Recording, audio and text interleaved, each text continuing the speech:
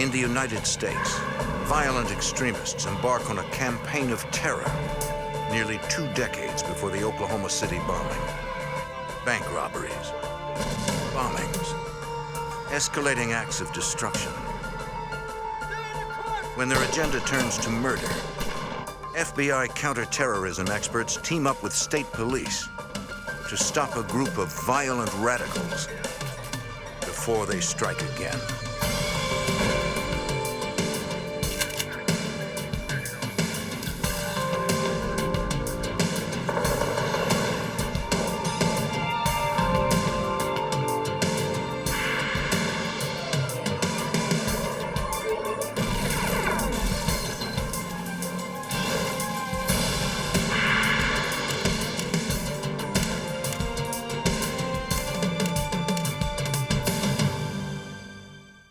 In the 1970s, a string of bank robberies and bombings spread fear and destruction along the East Coast.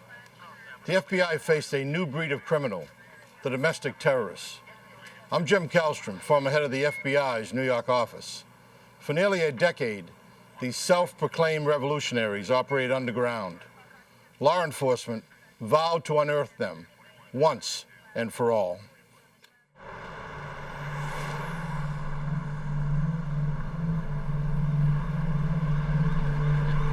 Interstate 80 is an isolated stretch of highway in northern New Jersey.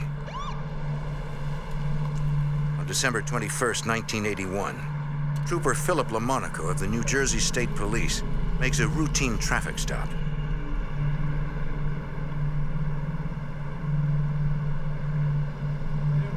The driver seems nervous.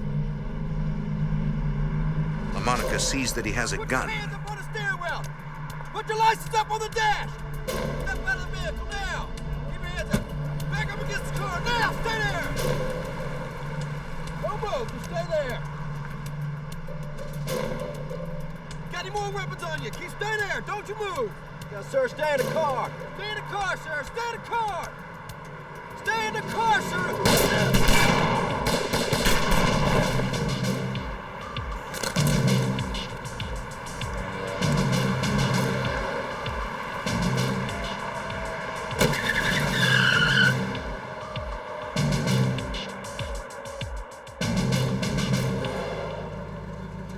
A passing motorist spots the empty police cruiser and stops.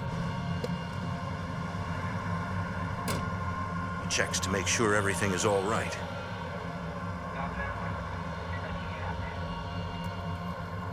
In the snow, he sees the road trooper, bleeding and motionless. He uses the police radio to call for help. State Trooper Barracks, go ahead. I'm here on I-80. I've met a patrol car. What's your name, sir? Troopers on duty at the Blairstown State Police Barracks are surprised to hear a civilian voice on their radio. Trooper's on the ground. He's motionless. I think he's been shot. Not moving at all. Stay in the car, sir. We're on the way. All available troopers respond to the report of the shooting. We have an officer shot. Officer down. Charles Coe is a major with the New Jersey State Police.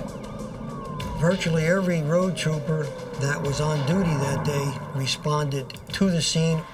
We're all basically road troopers to start with. That's where we started from. We all knew the dangers involved, and of course you never think it's going to happen to you, and you really don't think it's going to happen to someone like a Phil Lamanco. Lamonico is a legend in the department. Arriving at the scene, Lieutenant Richard Ryan can't believe he's been shot. Initial shot struck Phil in his chest area. He was wearing a bulletproof vest, but the impact of the shots kind of turned him a little, and one of the shots went in under his armpit and went directly into his heart and basically killed him, that one shot.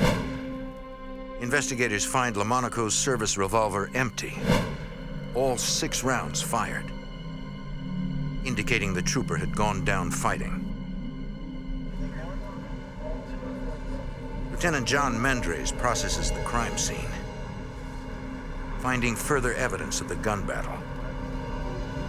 I obtained pieces of glass fragments, 12 9mm bullet casings at the scene. They were in the snowbank and in the general area. From the size and number of bullet casings, Mendres believes the murder weapon is a 9mm semi-automatic pistol. He searches for the gun but it is nowhere to be found.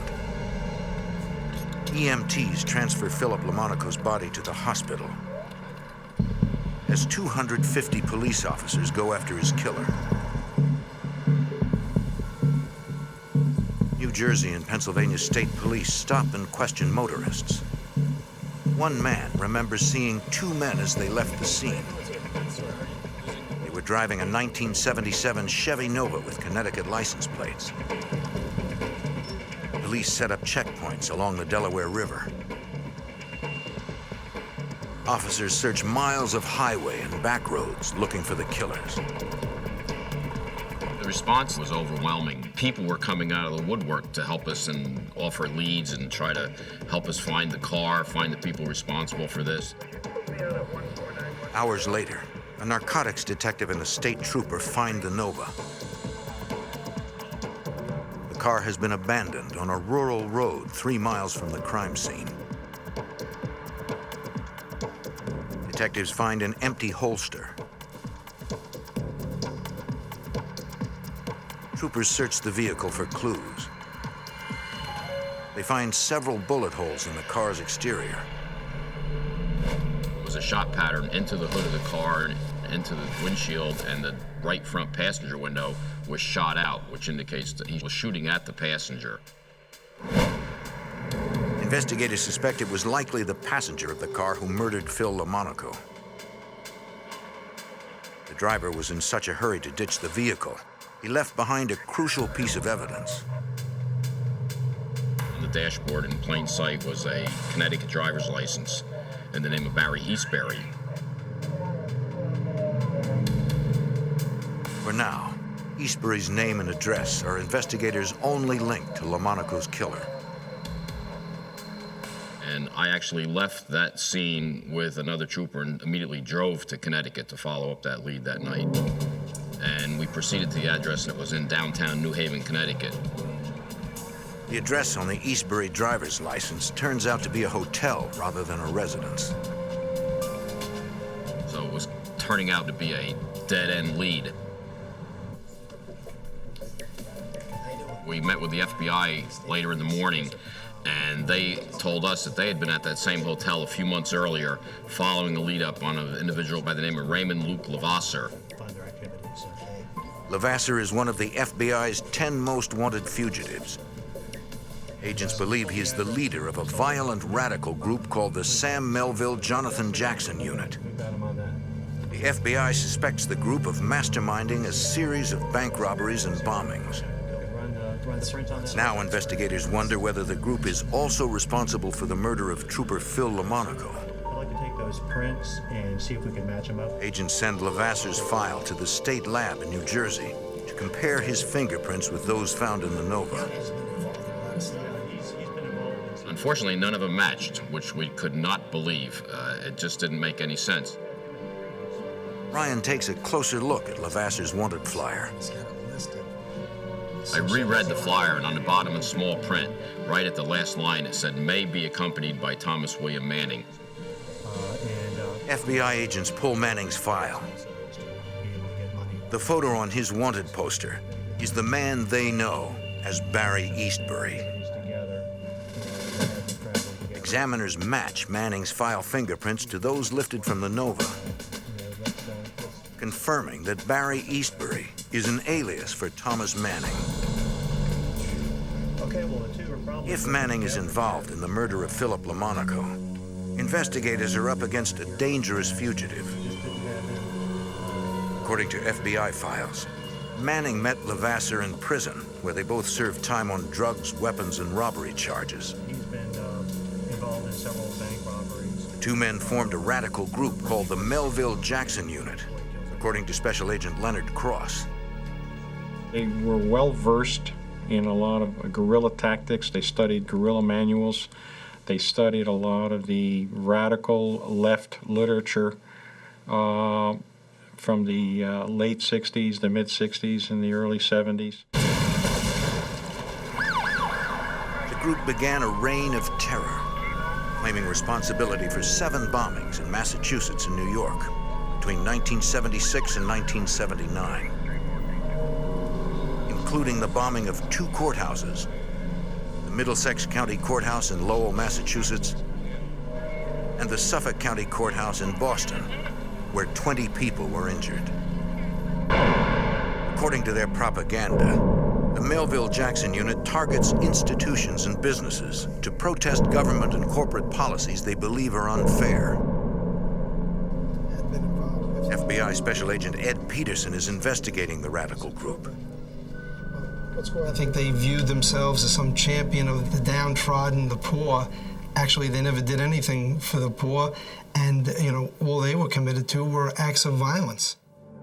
Agents believe the group funds its violent political agenda with bank robberies, carefully planned operations that are executed with military precision. It was obvious that these people were not your everyday criminals. They were an organized criminal group who were traveling the New England states and committing numerous crimes, the most serious, obviously, the murder of Trooper Lamonico.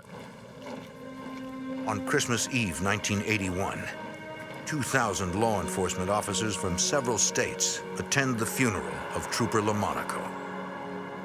The wave of support overwhelms his wife, Donna. I was just amazed that all the way up, it was a good half mile from the church, cars had started to park to come to the funeral. Phil Lamanco was one of the most respected troopers in the state of New Jersey. He was a great trooper. He really, really was. And I think one of the main things that made him a great trooper was he really, really loved and respected his job. He was one of the good ones. He was the idol of a lot of young troopers. He had trained a lot of young troopers and the tactics of stopping cars and looking for contraband in vehicles on the highway. Superintendent Clinton Pagano makes Donna Lamonico a solemn promise. The New Jersey State Police will do everything in their power to bring her husband's killers to justice. I just could see in his eyes the sincerity, and I just knew he would make sure that from that point is where I grew confidence in knowing they're going to get caught. Whoever they are, they're going to be found and they're going to get caught, because he promised me. At a nearby municipal building, New Jersey and Pennsylvania State Police work closely with the FBI to find the men who murdered Trooper Lamonico. The task force follows up on dozens of leads. Firearms investigators ask gun shop owners in the area if anyone has sold 9mm ammunition to a man named Barry Eastbury. They got a hit in Stroudsburg, Pennsylvania, which is right across the river from the shooting. 3 months earlier, a Barry Easterly, not Eastbury, had purchased 9mm ammunition at a gun shop in Stroudsburg. The name seems too close to be a coincidence. If these were the bullets used in the killing, the 3-month time span is an important clue. We felt that these people resided in this general area. They weren't just passing through. We were working very closely with the Pennsylvania State Police at that time. We notified them about this find. Pennsylvania State Police. 2 days later, the Pennsylvania State Police receive an unusual phone call. They left their dog? A local landlord calls with a complaint. The Pennsylvania State Police was notified by a fellow by the name of Charles Miller, who lived in Marshall's Creek, Pennsylvania, directly across the river in the greater Stroudsburg area. Miller owns several rental properties in the area.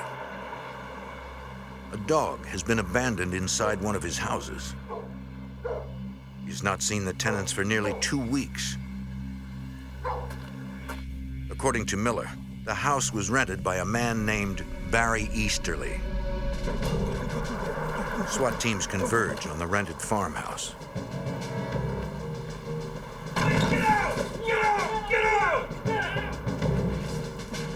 They search the house from room to room. Whoever lived there left in a hurry. The occupants of the house had abandoned clothing, personal photos, and even their dog. In one room, police find radical literature and a sketch featuring an AK-47 assault rifle. In the bedroom, they find the tools of domestic terrorists. The map again. We found all types of paraphernalia, information on how to make bombs, bomb-making material. Police also find 9mm bullets, the same caliber that killed Trooper Phil Lamanco. They believe the rented property is a safe house, where Thomas Manning, his wife and children, lived at the time of the Lamonico shooting. Everything in this trunk, we've got bomb-making materials. Investigators find documents that offer fresh insight into the radical group's operations. Especially this right here. They apparently were planning to pull a bank robbery in Allentown, Pennsylvania. That's good. We had those schematics. We also found a critique of the bank robbery where several policemen were killed a few years before that. And all of these things they had to leave behind because they left in such haste. In another bedroom, Sergeant Tom Evans finds a small phone book. We began to write down all the phone numbers were in that book. There were no names, there were nicknames, and there was no area code. Police also find a photograph of a man they can't identify. According to the landlord, the man in the picture lived in the Mannings' guest room. The family referred to him as Uncle David. Investigators wonder if Uncle David was Manning's passenger the night of the shooting, and whether he is responsible for the murder of Trooper Phillip Lamanco. The search for a cop killer evolves into a manhunt for a group of domestic terrorists. A raid on an abandoned Pennsylvania farmhouse yields two important clues: a mysterious photograph and a book of telephone numbers. Dozens of phone numbers are listed. Sergeant Evans of the New Jersey State Police notes that none of them have area codes. Trooper said to me, "Those look like Boston phone exchanges." The next morning, we went to Boston and we started to run down the phone numbers to see who we could come up with. There were at least 100 phone numbers in there. One of them had a little note on it that said rent. How you doing, sir? The telephone number belongs to a company in Boston that rents out apartments. Investigators meet with the manager. Possibly one of your tenants? I showed him the picture. He said to me, "Trooper, I'm sorry, but I hardly ever see these people. They just mail in their checks." It looks like another dead end. The police give the phone book another look. Next to the rental company's phone number, someone has written a figure: $275. So I said to the guy, "Do you have any apartment building or apartments that rent for $275? The manager tells them the company has only one apartment that rents for that amount. It is currently vacant and being renovated. So we rushed up there and stopped them from repainting the apartment. Massachusetts State Police got their forensic people in there. The apartment has been thoroughly cleaned, but investigators find fingerprints in obscure places, on a light bulb, and behind the toilet in the bathroom. The tenant left no forwarding address, according to the building supervisor. So at that point, the guy said to me, "Well, you ought to talk to his girlfriend." At 2 o'clock in the morning, police interview the suspect's girlfriend. Is there any information or anybody that you know? Although she does not tell investigators who her boyfriend really is, she gives them the name of his stepfather. The next morning, Lieutenant Evans drives to the suburbs outside Boston to question the suspect's stepfather. I showed him the picture and he said, "What has Dickie done now?" And I said, "Dickie who?" And he said, "Dickie Williams." We called the command post, gave him Richard Charles Williams' name. They ran that name against the fingerprints that we had, and bingo, it was him. So we had the second person identified. Richard Williams was Thomas Manning's passenger the night Phil Lamanco was murdered. The violent radical is now wanted as a cop killer. investigators on the case face an extraordinary challenge: finding a group of fugitives who are as elusive as they are dangerous. New England authorities and the FBI join ranks to track down Manning, Levasseur, and Williams. Special Agent Ed Peterson is assigned to assist the New Jersey police in the manhunt. It was really important, as far as the FBI and all of law enforcement, to put them under a magnifying glass and to look at every possible contact, to try to think like they would think, to try and get into that mindset and to understand, what motivated them and where they would look to go. The task force sifts through hundreds of hours of intelligence on the Melville Jackson unit. According to their files, the fugitives have a history of using different aliases to conceal their identities and various mail drops to hide their locations. We knew that we had a tough job because they did not remain in one place. They didn't do the conventional things that fugitives generally do. They went to such extremes to hide their identities. In 1981, a man walks into the town clerk's office in Brattleboro, Vermont with an unusual request. He needs a copy of a birth certificate for an infant who died in the early 1950s. The clerk becomes suspicious. Can you excuse me for a minute? Brattleboro is a small town, and she knows the infant's family. How you doing, sir? Do you have any ID on you? Is there a problem? No problem, sir. I just need to see your ID. Get on the ground, what don't do it. Get out, now, get down, down, get down, get. Police later identify the man as Raymond Levasseur after finding his fingerprints in an abandoned vehicle nearby. They suspect he was trying to establish a new identity by stealing the birth certificate of a dead infant. Headed out in the parking lots, white male. In January 1982, Thomas Manning joins Levasseur on the FBI's 10 most wanted list. Authorities turn up the heat on the fugitives. 4 months later, FBI agent John Markey responds to the scene of a bank robbery. Two masked gunmen had stolen $60,000 from a bank in Burlington, Vermont. According to Agent Markey, the precision of the operation points to the Melville Jackson unit. All three individuals that went into the bank went in right after an armored car delivery. One man stood in the lobby. The other two vaulted the counter. One of them took the money from the teledraws. The other one took the money that had just been delivered. The money in the teledrawers was rigged with die packs. They look like a stack of money. When you take them out of a bank, there's an electronic sensor that causes them to activate. And then within 7 seconds, they go off, letting off tear gas and a red dye, which dyes the money. They threw about $20,000 out the window because it had die packs in it. It was apparent to me that we ought to consider Raymond Levasseur and Thomas Manning and maybe his associate Richard Williams as possible suspects in that bank robbery. 2 months later, 3 men rob a bank in Syracuse, New York, netting $195,000. The MO is nearly identical to the Burlington robbery, but with one exception.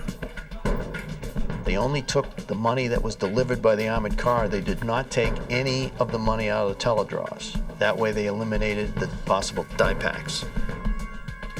It was my opinion that we were dealing with the same people who robbed the South Burlington branch, and you could account for the change of not taking money from the teledraws because they would have discussed the die packs. In just 2 months, over $235,000 has been stolen from area banks. Authorities are concerned that the Melville Jackson unit is amassing a war chest to finance a new wave of terror.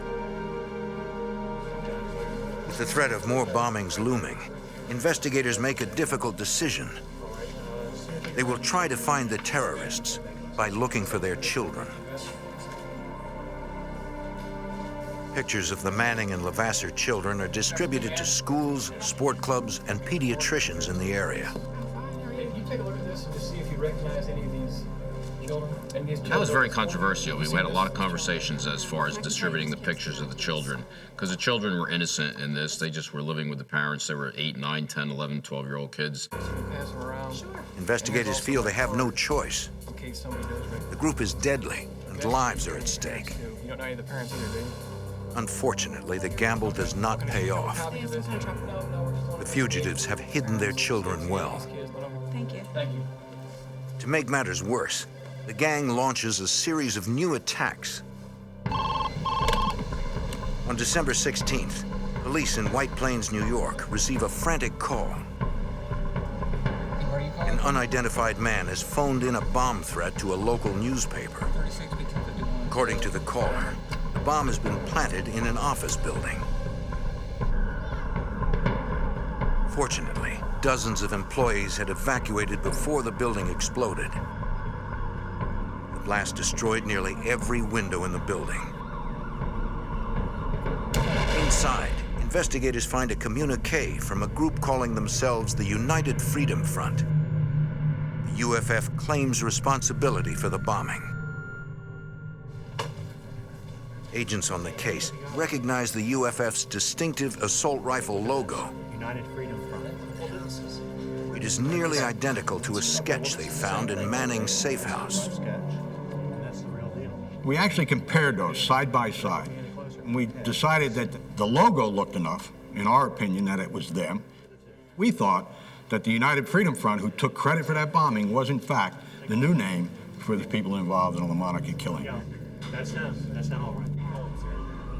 Over the next year, the UFF claims responsibility for 4 more bombings. On December 14th, 1983, they call the press to issue a chilling statement. They intend to destroy the offices of a national defense contractor in Queens, New York. The caller indicates that a statement from the group can be found in a Manhattan mailbox. The letter denounces U.S. involvement in Central America, the Caribbean, and the Middle East. The bomb squad recovers 2 suitcase bombs before they can detonate. Finding an intact bomb is an important break for Special Agent John Markey. The materials used in that bomb were very similar to the materials used in the Sam Melville, Jonathan Jackson unit bombings in the 70s. The elements of the bomb that was similar was the type of clock used, that the crystal on top of the clock, a hole was melted into the crystal and a brass screw was screwed in to the crystal. Special Agent Leonard Cross is familiar with the design. He investigated the group's early bombings in the 1970s. In February 1984, Cross becomes the coordinator of the task force hunting the killers. The investigation into the radical group is now in its 8th year. The terrorists have stayed a step ahead of authorities by repeatedly assuming new identities. Agent Cross and the FBI task force decide to take a new approach. What we tried to do was plot where we knew they had lived, safe houses, where they had bombed, where they had committed bank robberies. So we started putting this all up on a map. Slowly but surely, a pattern emerges. The group's activities are concentrated in a 4-state area that includes New York, Massachusetts, Vermont, and Connecticut. In the spring of 1984, the FBI launches Operation Western Sweep, a mission designed to close in on the dangerous fugitives. In 1984, the FBI launches Operation Western Sweep, a mission to apprehend 3 key members of a violent radical group.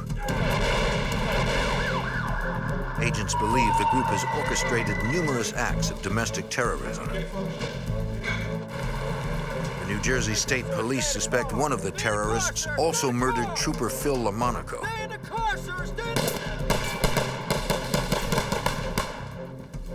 Hundreds of investigators comb areas where the group is known to operate. We had the bombing. As agents uncover the group's safe houses, the FBI deploys SWAT teams to search them. But the fugitives are always one step ahead, according to Detective Richard Ryan. It was frustrating because we couldn't apprehend them, but we felt as long as they kept committing crimes, they were still out there, they hadn't gone into total hiding, there was a better chance we could catch them. Agent John Markey tries to predict when the terrorists will strike again. Based on the group's unique lifestyle, he develops an ingenious theory. There were a series of 4 bank robberies in 1982 and 1983 in Upstate New York along Interstate 90 between Syracuse and Albany, New York. Markey divides the total amount of money stolen by the number of days between robberies. He calculates that the group is operating on a budget of about $737 per day. Based on that, you could predict when the next robbery would occur. I was predicting that the next robbery would be between June 1st and June 14th of 1984. Markey's prediction is right on target. On June 9th, the gang hits a bank in Norfolk, Virginia. The MO is familiar. 3 armed men enter the building. 2 of them jump the counter. They subdue bank personnel at gunpoint. Ignoring the cash in the drawers, they grab bags of money that have just been delivered by an armored car service. They did not take any of the money out of the teledraws. That way they eliminated the possible die packs, bait money, and sounding the alarm. The gang seems to be getting smarter with each new robbery. Investigators need a lead, however small, to break the case wide open. Special Agent Ed Peterson. We knew no matter how good any fugitive thinks he or she is, no matter how good they think they are, some point and some time, they're going to make a careless mistake. In the summer of 1984, the fugitives make that crucial mistake. On August 4th, the owner of a storage facility in Binghamton, New York, contacts the FBI. One of his customers hasn't paid his bill in 2 years. The manager opened the storage unit so he could auction off the contents. What he found inside terrified him. The contents in there included materials on how to make bombs, how to handle firearms training, research on various corporations, and a lot of radical material, and a lot of Marxist-type literature. Agents find bomb-making diagrams in the storage unit. They show a timer assembled with brass screws. Earlier in the investigation, agents found an unexploded bomb with similar brass screws at one of the group's targets. The bomb is designed to detonate a massive bundle of dynamite with a single electric charge. The distinctive design links Levasseur and his gang to bombings all over the Northeast. There are hundreds of pieces of evidence in the storage unit. Investigators follow up on every clue, no matter how obscure. The magazines taken out of the storage bin in Binghamton, New York, at first nobody thought they would be of any value. But an address label on an old seed catalog reveals a new name in the investigation: Jack Horning. Investigators trace the address to Ansonia, Connecticut. According to neighbors, the Horning family moved away years earlier. The trooper that was assigned to this lead felt, again, we have another dead-end lead. However, he continued to interview people in the neighborhood, and he developed a babysitter who had lived a few houses down, and she babysat for the Horning children. The teenager remembers the Hornings well. She tells the trooper that Mrs. Horning was a normal mom. The kids were well behaved. The The entire time she worked for the Hornings, nothing out of the ordinary happened. But then she remembers one small incident. One day she was out with Mrs. Horning and they had a motor vehicle accident. On a hunch, the trooper follows up with the Connecticut Department of Motor Vehicles. He is unable to find an accident report involving a Mrs. Horning. But one report does match the time and location of the incident. The key was that the babysitter was listed on the accident report as a passenger in that vehicle. The name the driver gave police at the time was not Horning, but Himes. This is interesting. Judy Himes' Connecticut license has since expired. It was traded for a New York license in 1980. From Connecticut to Later, the New York license was turned in for an Ohio license. According to DMV records, the Ohio license is still current. Judy Himes' name, along with her address in Columbus, is forwarded to Sergeant Tom Evans. So I called the Columbus Police Department. And I said, what is at that address? And the guy said to me, it's a mail drop. And a mail drop meant that's them, that's their MO, that's what they use. They didn't have mail sent to their homes. Okay, let's go. In Columbus, the FBI rents a vacant house across the street from the mail drop. From there, agents can monitor the facility with video cameras. The mail drop was a 24/7 operation, so this was going to be difficult to surveil. On November 3rd, 3.5 weeks into the stakeout, a woman arrives at the mail drop. Investigators visually identify her as the wife of Raymond Levasseur. It's the first time now in probably over 10 to 12 years that any law enforcement agency had any of these people actually in sight under surveillance. So you can imagine how the adrenaline was pumping. The fugitive's wife is law enforcement's only link to the terrorists. Rather than making an arrest, agents follow her, hoping she will lead them to her husband. In 1984, the FBI and a multi-state task force trail a group of domestic terrorists. The violent radicals are suspected of a series of bank robberies and bombings.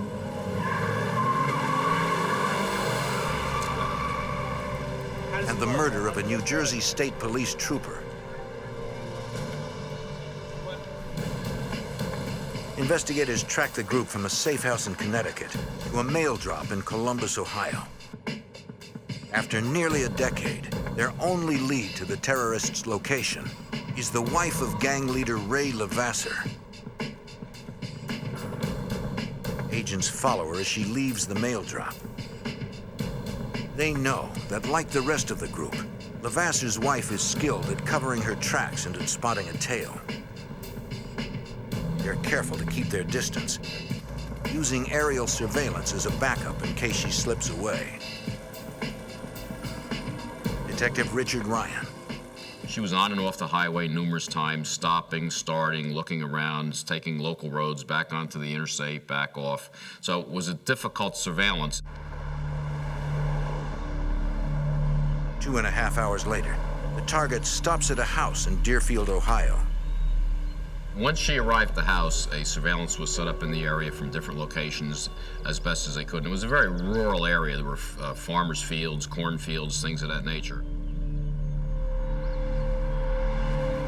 New Jersey State Trooper Richard Tao watches the house from a distance. Approximately 20 minutes later, a male subject left the house and got in his car and left the area. The male subject is Richard Williams, the man wanted for the murder of New Jersey State Trooper Phillip Lamanco. FBI agents follow Williams to a safe house in Cleveland. They now have 2 houses under surveillance, 60 miles apart. In one location, we had the suspected murderer of Trooper Phillip Lamanco. And the second location, we had top 10 FBI fugitive Ray Levasseur. Surveillances continued through the night and into the morning. Around 9:40 a.m., the Levasseurs leave their house. All right, fellas. Let me know when you're in position so we can go. Go, go, go, go, go. The SWAT team moves in. They arrest Ray Levasseur along with his wife. The call then immediately went out to Ohio, up to Cleveland, that Levasseur was in custody, so now a decision was made to raid the Cleveland, Ohio house. In Cleveland, agents and police surround the home of Richard Williams. Williams, a suspected murderer and terrorist, gives up without a fight. After years of work, the task force has captured 2 of the group's 3 key men in less than an hour. We had Ray Levasseur and his wife. We had Dickie Williams. The only remaining fugitives that we had was Tom Manning and his wife. Agents question Richard Williams about Thomas Manning's location. Williams stalls for hours. With every passing moment, the fugitives have more time to escape. Where is he? Finally, Williams breaks down and reveals the addresses of 3 safe houses located in Jefferson, Ohio. One of them belongs to Thomas Manning. We proceeded to that location and conducted a very extensive search. Williams' stall tactics have given the Mannings enough time to flee, but not enough time to cover their tracks.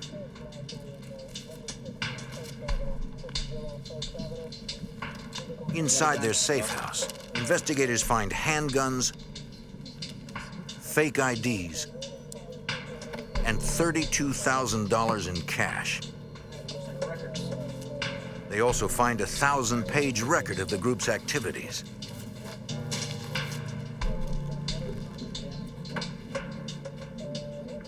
In one room, agents find a police scanner tuned to a frequency used by the FBI. In another room, they find explosives and bomb-making supplies. They also find a bomb kit that contains distinctive brass screws that match unexploded bombs recovered in 1976 and 1983.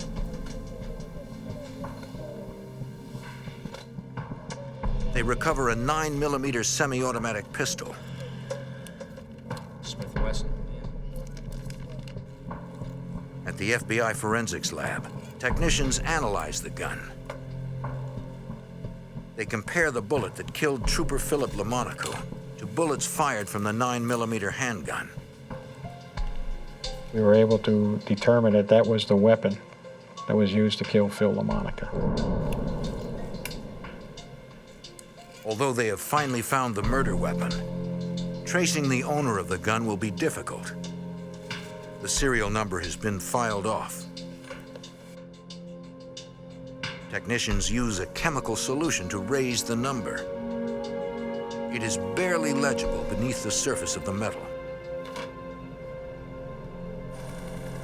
Agents trace the 9mm to a gun shop in Norfolk, Virginia.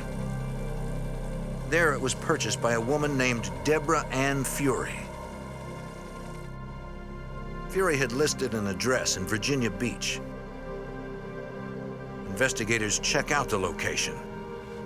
It turns out to be another mail drop. The surveillance team waits to see who will collect the mail. When a woman arrives and opens the box, agents identify her. Deborah Ann Fury is in reality Thomas Manning's wife. The FBI has finally found a link to the last member of the radical terrorist group. In Ohio, the FBI and police have arrested key members of a violent radical group charged with robbery and domestic terrorism. One of them, Richard Williams, is suspected of killing a police officer. Two of the group's members, Thomas Manning and his wife, are still at large. It has been 5 months since Manning and his family fled their safe house in the rural town of Deerfield. The FBI traces a gun found in the safe house to an address in Virginia Beach, Virginia. As it turns out, the address is another mail drop. After weeks of surveillance, agents spot the fugitive's wife picking up the mail.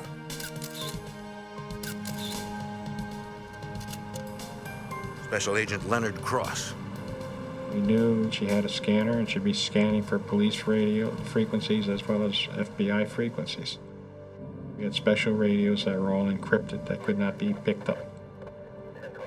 And the surveillance at this point took us north. Manning's wife leads investigators to a safe house in Norfolk about 20 miles away. They do not want to arrest her until they can be sure her husband is at home. An hour later, investigators follow her to a nearby shopping center. Get out! Get out! Get out! Get out! As an arrest team takes her into custody,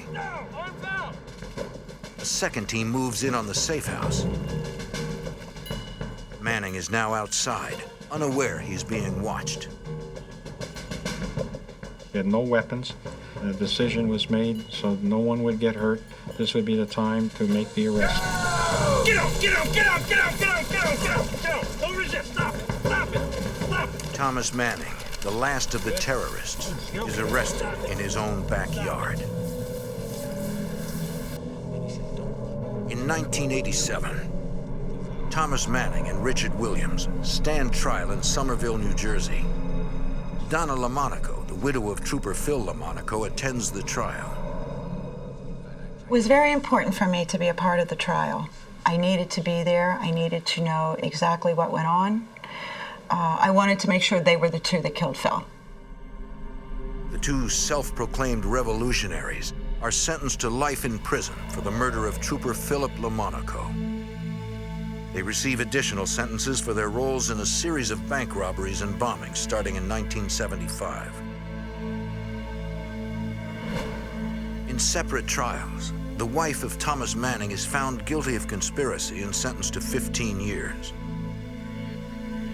Raymond Lavasser receives 45 years in prison for his role in the group's terrorist activities. His wife is released after spending several months in custody. I think it's really important to set the record straight that these individuals, Lavasser, Manning, Williams, they were nothing but criminals. These guys want to call themselves as freedom fighters, revolutionaries. At the end of the day, they were criminals. And that's the bottom line. I mean, when you commit bank robberies, when you set off bombs, when you kill a police officer who's only out there doing his job, they were nothing more than criminals.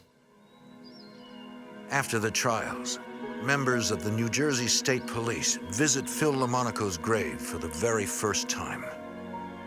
We went as a group to his gravesite. We felt that we had the respect of Phil. He would know that we had done our best. 2 decades after Phillip Lamonico's death, people still leave flowers and flags on the side of the New Jersey highway he protected.